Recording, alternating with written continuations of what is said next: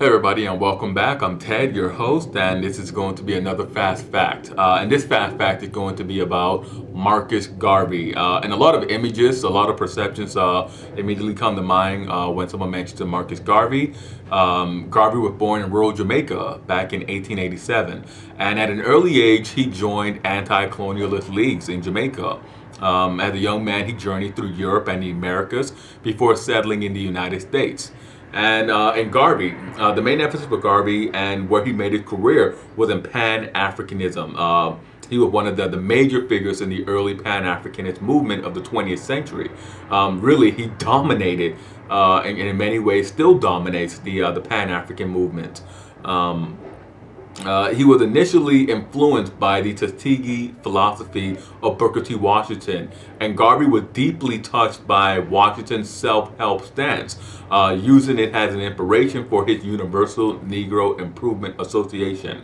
But before he left his native Jamaica, Garvey even attempted to create a Tuskegee-like institution in Jamaica. When that effort failed, Garvey immigrated to the United States, where he settled in Harlem in 1917. Inspired by the new political and social excitement that the Great Migration created, Garvey refounded the UNIA in Harlem. And in his new endeavor, Garvey combined the principles of economic self-reliance, political determination, and an end to European colonialism in states and colonies with African majority populations. Garvey developed an immediate and a very strong following by combining a very alluring personal style and a very personal delivery to his messages. Now, Garvey was noted for creating and wearing these very ornate uniforms with distinctive insignias.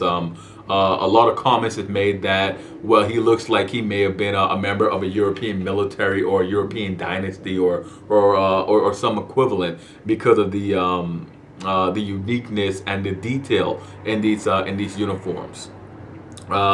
Garvey's personal style, aided by these very distinctive uniforms, the growth of new urban population, primarily African American urban populations, enabled chapters of the UNIA to flower throughout the urban centers of the United States.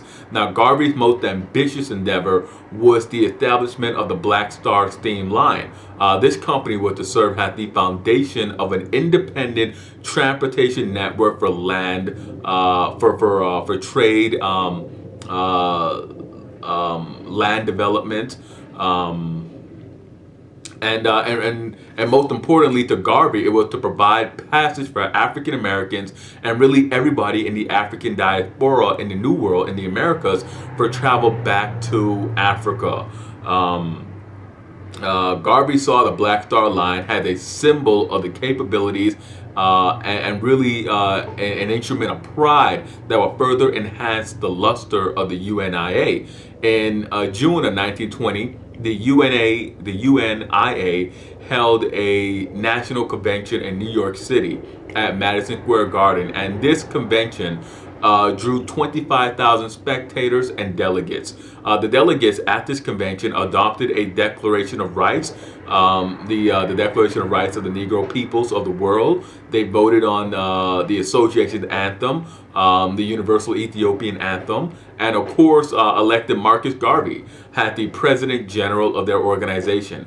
They also made plans to found a model settlement in Liberia, and back then Liberia was Africa's only black republic. It was the only black-headed, black majority republic in Africa at the time.